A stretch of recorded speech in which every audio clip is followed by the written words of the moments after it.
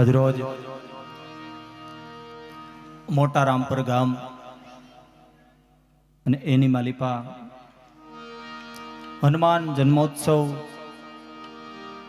પાવન પર્વ નિમિત્તે જ્યારે અહીંયા પાટવાળા હનુમાનજી દાદાના સાનિધ્યની માલિકો હું અને તમે દાદાના કંઈક ગુણગાન ગાવા માટે થઈ હૃદયના ભાવથી અહીંયા પધારેલા દરેક માનવંતા મહેમાનો, દરેક ગામના દરેક ધર્મપ્રેમી જનતાનું અમે અહીંથી શબ્દરૂપી સ્વાગત અભિવાદન કરતા હોય. કારણ કે હનુમાનજી મહારાજ અને એનું સાનિધ્ય જ્યારે મને તમને મળ્યું હોય દાદાના ગુણગાન ગાવા માટે, કારણ કે કહું રીચપતિ સુનો હનુમાના કાચુપ સાધી રયહ બલવાના અન પવન તને બલ પવન સમાના બુદ્ધિ વિવેક વિજ્ઞાવન જાના ન કવન સો કાજ કઠિન જગ માહી અન જો નહીં હોય તાત તુમ પાહી, જો નહીં હોય તાત તુમ પાહી, હેવો બળિયો દેવ બજરંગ.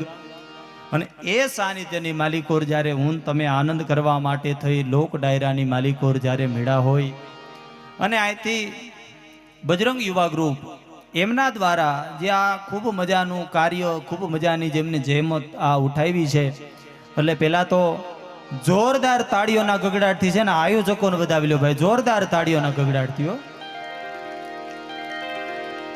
હા, કારણ કે નહીતર આપણે ઘેરે સત્યનારાયણ ભગવાનની કથા કરીએ ને એમાંય શીરો ઘટે, પણ આ એક પરમાર્થનું કાર્ય અને એક સેવાનું કાર્ય ઈ પીડું એમણે હાથમાં લઈ અને ખૂબ મજાનો હનુમાન જન્મોત્સવ, મજાનો આ પાવન પર્વ આપણો સનાતન ધર્મનો, અને ઈ જેમને એમ કહેવાય કે અહીંયા ઉજવી બતાડ્યો છે. એટલે ખરેખર ખૂબ ખૂબ વંદન કરું છું અહીંથી તમામ આયોજકો, ભાઈ જયસુખભાઈ હોય, ભાઈ નિખિલભાઈ અને બજરંગ યુવા ગ્રુપના તમામ સભ્યો, તમામ કમિટીને અહીંથી હું કરોડો વંદન કરું છું સાહેબે.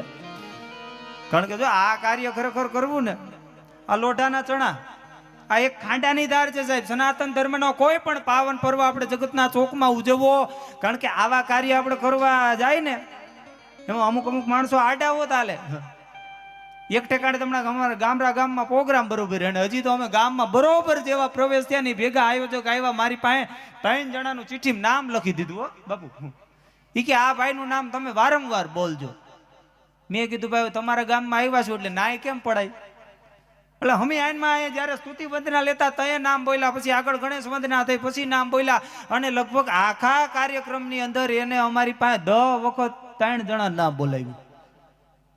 હવે અમે વિચાર કરી કલાકારો, એ 3 જણા અમે બેઠા હતા, 10 રૂપિયાની નોટ ભણના દીકરાએ નો ઉડાડ્યો. અમે વિચારી કીધા 10 રૂપિયા નોટ નો ઉડાડી, આનું નામ અમને આખા પ્રોગ્રામમાં બોલાવડાવ્યા. સવારના પોરમાં કાર્યક્રમ પત્યો ને પછી આયોજકોને બોલાવ્યા. મેં કીધું પ્રભુ ભગવાન, આ સવાર લગી તમે આ એક માણાનું નામ 3 જણાનું નામ અમને 10 વખત બોલાવ્યું, આ ભાઈ 10 રૂપિયા નોટ નો ઉડાડી, આ ભાઈની બીજી કાંઈ સેવા છે, કાંઈ ભૂમિનો દાતા છે, બીજી કોઈ એમને કાંઈક સારી સેવા આપી છે તમારા કાર્યમાં. મેં કીધું 10 વખત તમે એના નામ બોલાવો. મને કે જયુભાઈ આડા નો આવ્યા ને એની મોટી સેવા. આવા કાર્ય કરવા જાય એમાં અમુક માણસો આડા નો હાલે, એની સેવા હોય.